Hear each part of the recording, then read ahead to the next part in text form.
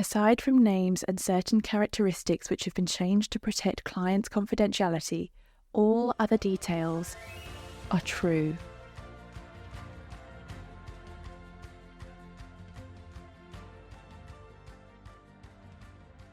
Excited to dive into these 6 steps. I've definitely got something in my brain that I'm like, oh, if I just believed in myself, we'd be able to do this. So I'm sure there will be everyone at home also thinking the same thing. And so I'd love for you to take us through the 6 steps. And I know that the first one is clarity. Tell us a little bit more about that. Okay. So, and I want to come back to what you just said in terms of something in your mind that you got in the back of your head that you think, I just could be a little bit more confident. I want to come back to that. Let's go through the model first. And let's use, I'm going to use a real client recently. I'm going to change their name, but for the purpose of this, we'll call them Zara, okay? Zara. So the 6 self-belief master steps. Zara's come to me, she says, David, look, a couple months back, I've gone through a really difficult breakup. This person's cheated on me. My trust is absolutely blown apart. I feel rejected. I always say rejection breeds obsession. When people get into an obsessive state, that's a really difficult place to be in. Part of that is to be able to redirect some of that obsessive energy into something productive. She goes, I'm really struggling with this, but I'm in a slightly better place, but I don't know how I'm going to connect with people, how I'm going to build my social circle, even the concept of love and connection with people again. That whole thing feels shattered for me. So I need to find some level of confidence in being able to make some strides in that direction. Okay. So the 6 of those steps, as you mentioned, is clarity. I would say clarity brings things closer. So when people are listening to this, I'm going to get, you can do this at home. You've got a piece of pen and paper and write these 6 questions down and actually be able to measure your self-belief. Okay. So clarity, the first question is, are you clear of what you want and who you want to be? How clear are you out of 10? So 10 being, I totally know, absolutely. 0 being, no idea. But the question isn't, are you clear of what you're trying to avoid or what you don't want? Because most people come to me and they'll say, I want self-belief so I don't feel anxious.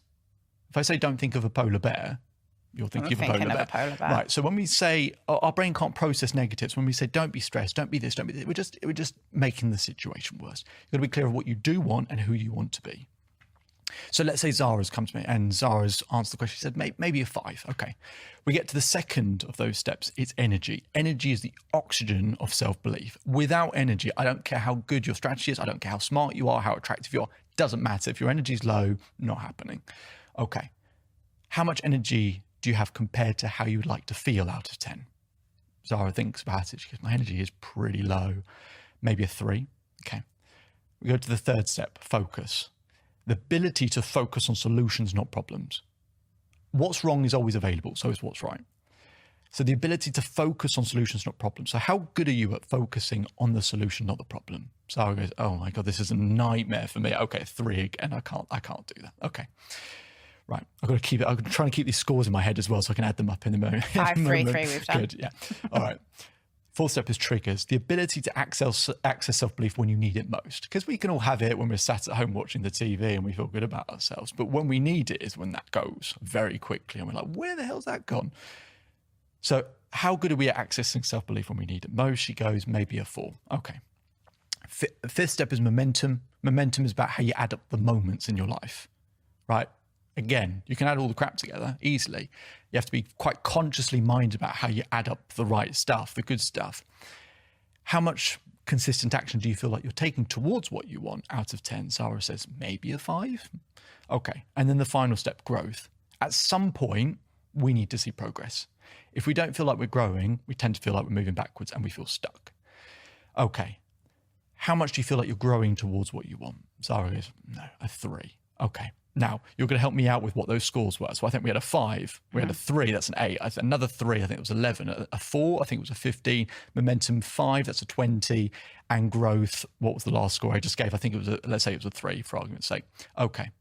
So we got a score of 23. On my website, there's a chart, there's 5 different stages of levels of self-belief. That would put her in the first stage, which is called the learning stage. There's pros and cons about that. Look, there's a long way to go. It's a score of 23 out of 60. So 6 scores out of 10. So it's 23 out of 60. Doesn't sound super high. But in a learning stage, what's good about that is it's like if you haven't been to the gym before and then you start going to the gym, you can make gains really, really quickly, right? Absolutely the same thing with self-belief. So you can make a big change very, very quickly and build self-belief. And there are stages of learning, capable, good, high, and expert. And so it's a job to get her through those stages. You don't have to get to higher expert necessarily, but to get through those stages.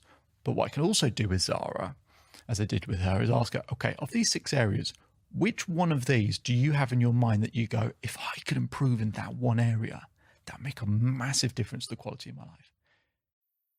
Just one more thing before you go. So I hope you're enjoying the daily episodes. We put in a lot of work to keep providing content, because to create permanent change needs consistency. To get that consistency, we want to make sure we keep providing you value on a daily basis. But to keep up with that pace, could we ask for one very small favour? If you could take the time to leave a 5-star rating either on Apple Podcasts or Spotify. We'll put a link in the description for you to be able to do so. That really, really helps us out and helps us to keep providing content as frequently as we do. And we'll do one more thing to provide some extra value. If you take a screenshot of your rating or review and send it to selfbeliefchief@gmail.com or DM us on Instagram, I will provide you with a free coaching session with myself. Okay, so it'd be fantastic if you could leave that 5-star rating so we can keep providing content. Just simply click on the link in the description. It'll take you 20 seconds.